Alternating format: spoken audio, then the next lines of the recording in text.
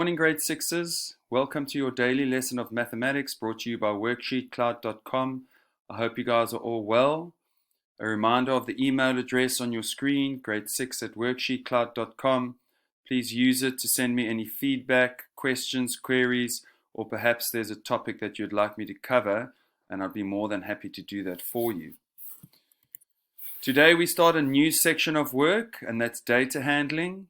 We have our warm-ups, mental arithmetic questions based on previously taught principles, and then your brain bender and finisher at the end of the lesson. So let's get into our warm-up straight away. These are starting to get a little bit more trickier for you. Tell me the value of each symbol and then the question mark at the end. Press pause and then press play to see how you get on. Good luck. So I had to start this puzzle over a couple times. And I realized that they were being quite sneaky here. And ultimately, the green and the red cars are actually equal. So 8 plus 8 plus 8 is going to give you 24. Okay. 1 multiplied by 8 is going to give you 8. That means 1 is equal to 8 divided by 8. 8 plus 2 is equal to 8 plus 2, so 10 equals 10. And then right at the bottom, you're going to have 8 divided by 8 times 8 divided by 1. And the key here is the order of operations. So we need to do the division question first. So 8 divided by 8 is 1. 8 divided by 1 is 8. And we need to multiply those two answers together, and we know that 1 times 8 is equal to 8. Okay, so yeah, you would have had to think a little bit deeper about that. Well done if you realized that the red and the green car are both equal to 8. And once you had figured that out, I think you would have gone through the puzzle relatively quickly. Okay, next you've got your mental arithmetic questions for today. There are 8 of them. Go through them carefully. There's no need to rush. Okay, make sure you write down all your calculations, employ the checking strategies that you guys have been taught, and then press play to see how you get on. Off you go. Okay, our first question, 1,098, and we're adding to that 5,389.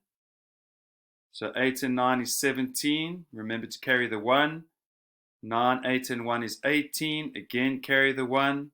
1 and 3 is 4. Decimal in the same place. 1 and 6 is equal. 1 and 5 is equal to 6. Okay. Then we have a subtraction sum. And here we have 678 subtract 139. 0.08. Okay, so here it's really important that we add in, and I'll put them in a different color, we add in those two zeros just to make the sum a little bit easier for ourselves. Okay, because as you can see, it's subtraction, so we're going to need to borrow. Okay, and it would have been difficult to borrow without having to give the number to a zero. Okay, now we can go ahead and do our calculation. 10 minus 8 is 2. 9 minus 0 is 9. Decimal in the same place. We can't do 7 minus 9, so we need to borrow again. 17 minus 9 is 8. 6 minus 3 is 3. And 6 minus 1 is 5. Okay, now remember the check. 2 and 8 is equal to 10. 9 and 0 is equal to 9. 8 plus 9 is equal to 17. 3 and 3 is 6.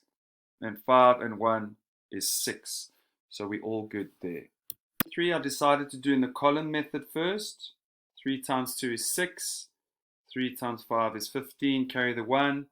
3 times 3 is 9. Plus the 1 is 10. We need the place value holder of 0 as we're multiplying by a multiple of 10. 7 times 2 is 14. Carry the 1. 7 times 5 is 35, plus the 1 is 36. and 7 times 3 is 21, plus the 3 is 24. We need to then add them,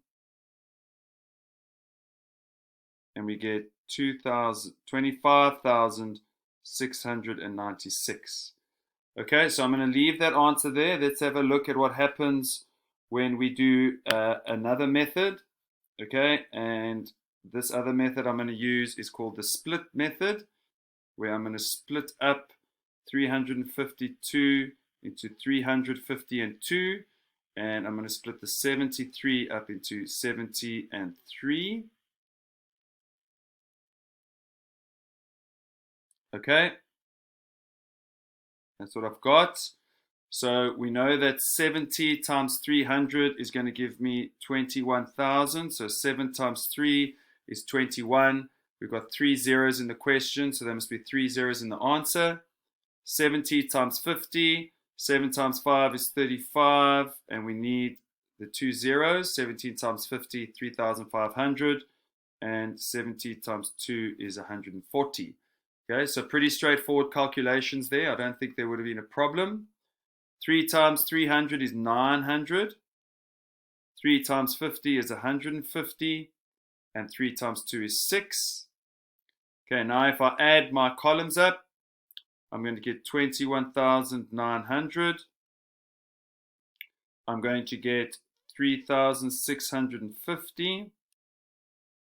And I'm going to get 146. Okay, now you'll notice that if I add 21,900, 3,650, and 146, let's see what answer we get.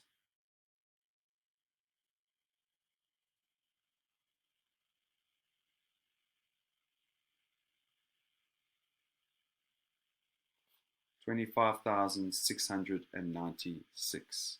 Okay. So there are two methods there for you. The reason I enjoy the second method is because I can see exactly what numbers I'm multiplying together. But the choice is yours, whichever one you feel comfortable with. Okay, then question 4 is a short division question. Okay, and we're dividing by 2. So just remember, when we divide by 2, we're halving. All right. So again, we can do this in our traditional short division method. 742 divided by 2, and 2 goes into 7, which is ultimately 700. Okay, 2 goes into 14 because we have to carry the 1, and 2 goes into 2 once. Alternatively, you could say 700 divided by 2 equals 350. You could say 40 divided by 2 equals 20.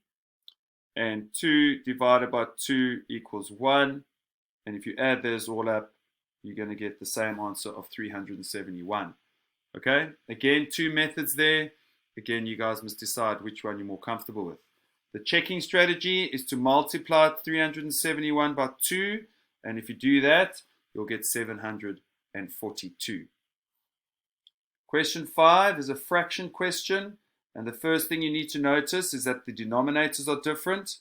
So yes, we need to look for the lowest common denominator, okay, which is in effect the lowest common multiple of 10 and 4.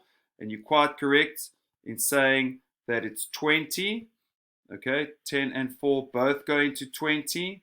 10 goes into 20 twice, so 2 times 7 is 14. 4 goes into 25 times, so 1 times 5 is 5. We add them together, we get 19 over 20. Now, it's very possible that some of you might have said, okay, 10 times 4 is 40, so I'm going to use 40 as my lowest common denominator. That's fine. All that you would have had to do at the end is you're going to have simplified, because now you've got 38 over 40. You can notice that both 38 and 40 can be divided by 2, and it's going to get you to the same answer. Okay? Okay, 54 over 100 is a decimal. So ultimately that means 54 divided by 100. Okay? 100 doesn't go into 54. So therefore that's left over. Remember, we say that number 0,54. Another way to look at it is how many zeros are there in the denominator? There are 2. That tells me how many numbers there are after the decimal comma. 2. Okay, and those 2 numbers are found in your numerator. Question number 7, 78,2 divided by 10. And here, this is just a reminder and a recap that when we divide by 10, 100 or 1,000, the number gets smaller depending on how many groups of 10 are involved. So here there's one group of 10 involved. So 78,2 becomes 7,82. And then last, question number 8, 10 minus 3 multiplied by 3. The key here is order of operations. So multiply comes first. So 3 times 3 is 9. So 10 minus 9 is equal to 1. Okay, guys, I hope you remembered those. It's good practice to continually revise these concepts. And you're well done for working through those 8 questions. Okay, so today we're looking at data handling. And the first part of data handling we're going to look at is types of graphs. So we're going to go through a few graphs. I've put some up on the screen for you. I'd like you to work through the 5 questions, and then we'll work through the answers on the Google Jamboard, and you guys should understand the answers and the types of graphs and how they work based on the answers from the Jamboard. But I'd like you to press pause and give this particular graph and the questions asked regarding the graph, which is a picture graph, as it's got pictures representing values. Give it a shot and let's see how you guys get on. Okay, so as you can see, I've got the same questions on the Jamboard. So pictograms or picture graphs use pictures to represent numbers. So you can see sweets for 6S, one smiley face is 6 people, so therefore half a smiley face must be 3 people. Now the value of the smiley face changes for each class. Okay, so that would have also been important to notice. So let's have a look at the questions. The 4 picture graphs above indicate the sweet preference of each class at Jordan's School of Wizardry. Answer the following. In which class did 15 students choose chocolate frogs? Okay, so we need to go through each graph. So if we have a look at 6S, okay, which is your first graph, chocolate frogs, there's 2 smiley faces. 1 smiley faces is worth 6. So therefore, chocolate frogs here is only worth 12. Chocolate frogs in 6P, each smiley face is worth 3. There are 5 smiley faces. So there we have 3 times 5 is 15. Okay? Let's go through the others. Perhaps there's another class with 15. It's always good to check. 5F, each smiley face is worth 4. So that's going to be 10 chocolate frogs. Sorry, that's 10, not 16. Okay. And 5G, smiley face is worth 2. So that's only going to be 8. So we know our first answer is going to be 6P. Okay. Question 2. Which was a more popular choice in grade 6, mint chews or marshmallows? So in grade 6, let's have a look. Marshmallows for 6S is going to be 9. Mint chews is going to be 3. In 6P, marshmallows is going to be 6. And mint chews is going to be 3. So in total, marshmallows is 15. Mint chews is going to be 6. So therefore, marshmallows. And I'll just write marsh there. Marshmallows are going to be your most popular choice in grade 6 between the marshmallows and the mint chews. How many students, in question 3, how many students are there in grade 5? So now we just need to count up. We go through each choice. And that's going to be 6 for marshmallows. 12 for mint chews and 8. And if we add up 5F, we can see there's 36 people in 5F. And then for 5G, we'll have 4 marshmallows, mint chews also 4, and then Fruity Sticks is 6, 7.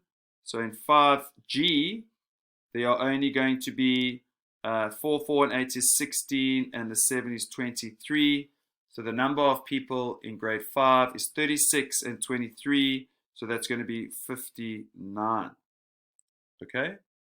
Question 4, what was the most popular sweet in grade 5? Okay, we've worked this out. The numbers, now we just need to look. Marshmallows will be a total of 10, 6 and 4. Mint chews will be a total of 16, 12 and 4. Chocolate frogs will be a total of 18, 10 and 8. And Fruity Sticks will be 15. So your chocolate frogs are the most popular. Then your final question, you needed to complete the table. And we've already worked out these numbers in green above. So it's pretty straightforward for us just to fill them in. So 5G will be 4, 4, 8, and 7. 5F will be 6, 12, 10, and 8. 6P, 6, 3, 15, and 9. And 6S, 9, 3, 12, and the Fruity Sticks will be 6. Now we can go and work out the totals because we've got all those details. That's going to be 4 and 6 is 10, 10 and 15 is 25. For mint chews, 16 and 6 is 22.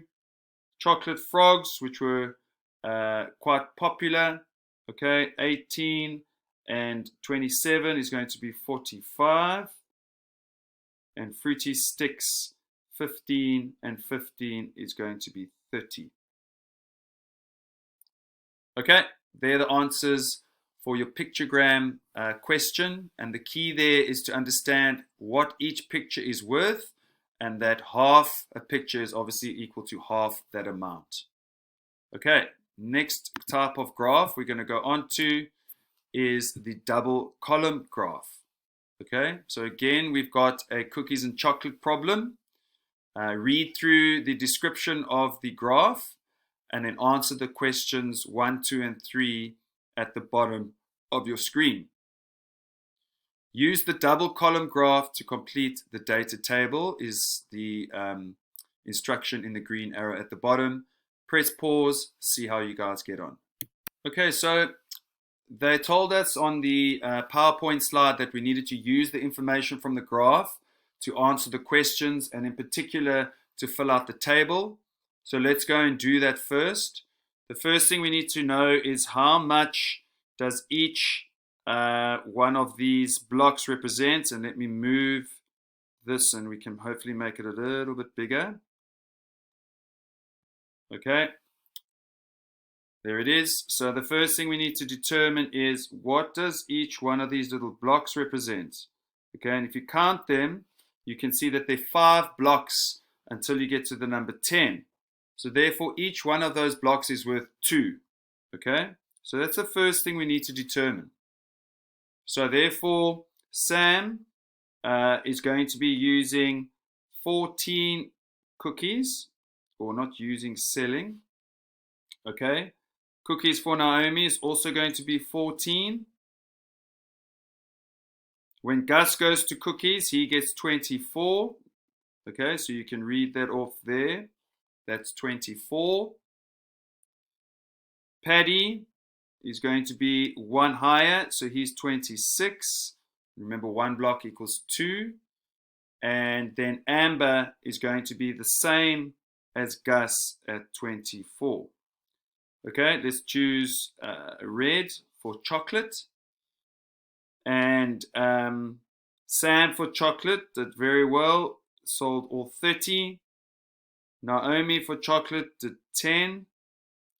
Gus, 20. And you can see each time I'm simply reading off the y-axis.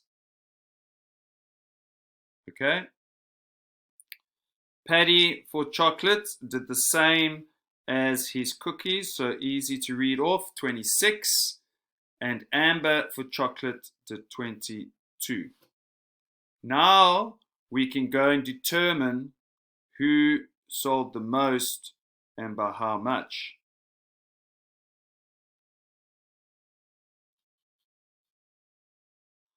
So which sold better then, the cookies or the chocolate? Right, so let's add up the chocolate. 30 and 10 is 40 and 20 is 60, plus another 26 is 86, plus another 22. So I'll add 20 first, 106, so that's 108. And let's have a look at cookies. 14 and 14 is 28, plus 24 is 52, plus 26 is 78, 82, and that's 102. So you can see here that chocolate sold better, okay, only by 6. So who sold the most? So Sam sold 44 units, Naomi 24, Gus 44 as well, Paddy 52, looking strong, and Amber 46. So we can see here from the totals that Paddy sold the most. Okay? And then if cookies were 2 Rand 50 a packet and chocolate was 1 Rand 50 a bar, how much money did the top seller make? So here we need to say, okay, cookies 26 multiplied by 2 Rand 50. Okay, and to do this, I would first say 2 Rand 50 multiplied by 20. Okay, and we know that 2,5 times 20 is going to be equal to, what am I going to do? I'm first going to multiply by the 10 to get 25, and then I'm going to multiply by the 2 to get 50. Okay, so that's your 50 Rand. And then I need to say 2 Rand 50, which is 2,5 times 6. Okay, and 2 Rand 50 and 2 Rand 50 is 5 Rand. Okay, so I need to do that 3 times, so that equals 15. And if you add those two together, you'll get 65 Rand.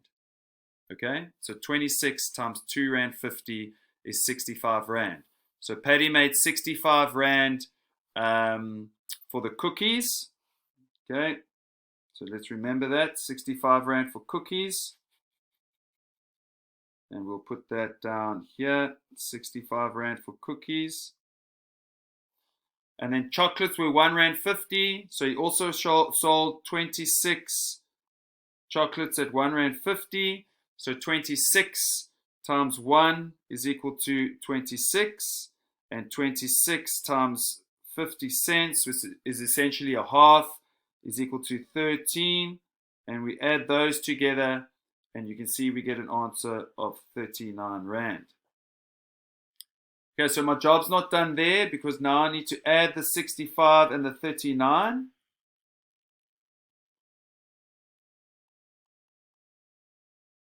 And that's going to give me a total of 104 Rand. Okay, so it's not only about reading information off the graph, it's about using that information to work out additional aspects to the question. And as you can see, they threw in money problems, which is essentially the multiplication of decimals, the addition of money. So there we're trying to see, can you read off the information of a graph? Can you interpret it correctly? And then can you use that information to work out certain calculations? Okay. Next type of graph is called a pie chart, and that's because it looks like a pie. So you can see the circular graph on the right, labeled fundraising activities, is the pie that's been divided up into a particular number of sections. You now need to go and look at that pie graph and determine the amount, the fraction, and the percentage in the table. Okay, notice at the bottom it says 500 students voted on their next fundraising activity. The pie chart shows the most popular responses. You need to now go complete that table. Right, off you go, and let's see how you get on. The raffle has been done for you already. I've drawn in the numbers of what each piece of the pie is equal to. So the pie is divided up into 10 sections, 10 equal sections. And you can see that the raffle is one of the 10. So it's 1/10. All right, we know 1/10 is 10%. And remember, they originally told us that it was 500 students that completed the fundraising activity. And then 1/10 or 10% of 500 is equal to 50. Okay, so that's how we're reading that pie graph. Your pet day is now 2 pieces of that pie. So your pet day is now 2/10. And let's just enlarge this to make it a bit easier to read. Okay, and we must always remember the 500 students. Okay, so your pets are 2/10, which is the same as 1/5. Okay, and you know that that is 20%, all right? And 20% of 500 is going to be double the 10%, so it's 100, right? So it's 100 Rand for Pet Day fundraising. Your talent quest is also 2/10. Okay, so it's the same. 2/10 is 1/5 is 20% and another 100 Rand. Your casual day is 3 sections, so 3/10, and that's as simple as it gets. That's 30%. Okay, and that's going to be 150 Rand.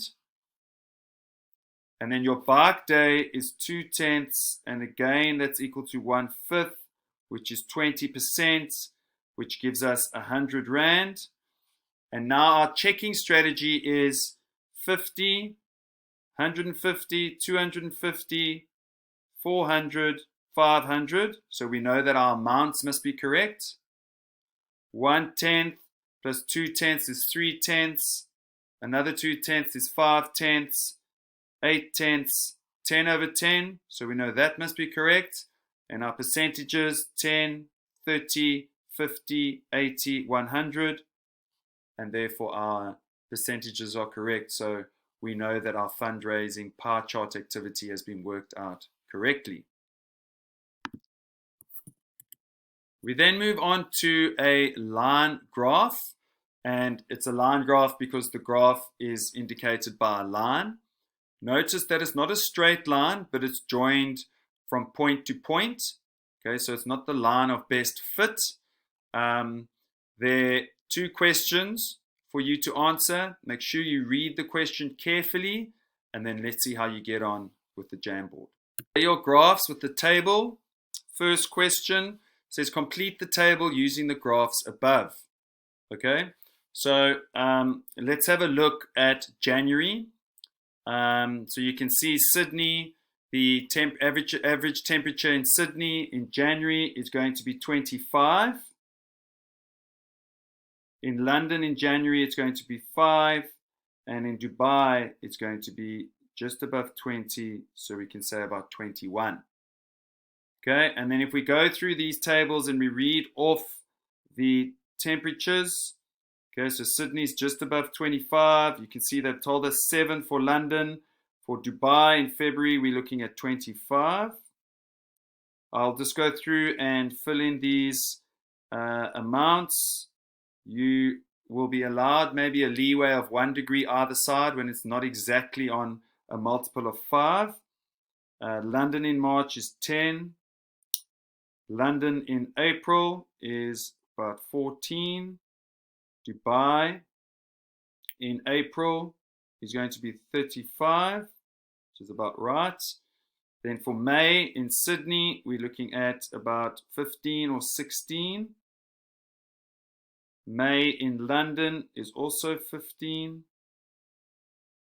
May in Dubai is going to be about 35. Okay. And then lastly in June, we've got 15 degrees for Sydney. We've got about 17 degrees for London, and for Dubai, we're looking at about 37 or 38. Okay, let's just tidy that one up there. Right, so now we can go answer the true or false statements. In January, the difference between Dubai and Sydney is 4 degrees. So you can see Dubai is 21, Sydney is 25, so that's going to be true. 25 minus 21 is 4 degrees. In February, the difference between Dubai and London, so let's have a look at February over here, okay, is 18 degrees, and you can see Dubai is 25 and London is 7. 25 minus 7 is 18, so that again is true. And then in May, so let's have a look here, in May, Dubai is 21 degrees warmer than London. So Dubai is 35, London is about 15. So the difference there is 20.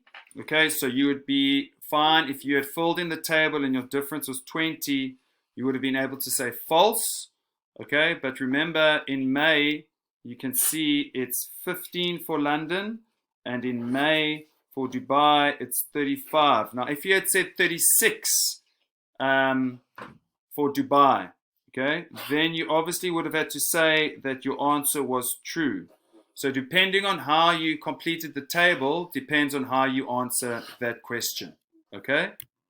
Great. The last type of graph we're going to look at today is called the divided bar graph. And it's called the divided bar graph because, as you can see on the screen, it's a bar graph that's been divided up into a particular number of sections. Okay, so the information in the table is divided into the bar graph. Each space represents 400 Rand. I've given you what you want to do for your birthday and how much you want to spend on the various things. Go and answer question 1 and 2 below, and let's see how you guys get on. Okay, so first thing is to notice that each one of these, this graph over here, has been divided up into 10 sections. 1, 2, 3, 4, 5, 6, 7, 8, 9, and 10. So if you add up these amounts, okay, 1,600, 2,200, 2,800, 3,200, there's 4,000 Rand there, okay? So each one of these squares is going to be equal to 400 Rand. Okay, now that we've worked out that information, we can answer the questions below. How much is Marley planning on spending on her party? And we can see from above that we've worked out it's 4,000 Rand. Quite a pricey party. Good luck to her parents. And then question 2, what percentage is she planning to spend on DJ Roxy? So DJ Roxy is 1,000 out of the 4,000, and that is 1/4. So she's planning on spending 1/4 of the money on DJ Roxy. Grade 6s, that's the data handling and the types of graphs that I wanted to go through with you today. Please make sure you look at your online activity with Memo, as there's some good data handling questions there. And please make the most of that opportunity. Your final activity is the game of 24. And by now you should know that you need to use each number on each card and a combination of the operational signs to come up with the answer of 24, and also see how many different ways you can come up with the answer of 24. A reminder of the email address on the bottom of your screen, grade6@worksheetcloud.com. Please feel free to use it and get hold of me at any time. Grade 6s, thanks very much for joining me today. Keep safe, look after yourselves. See you next time. All the best.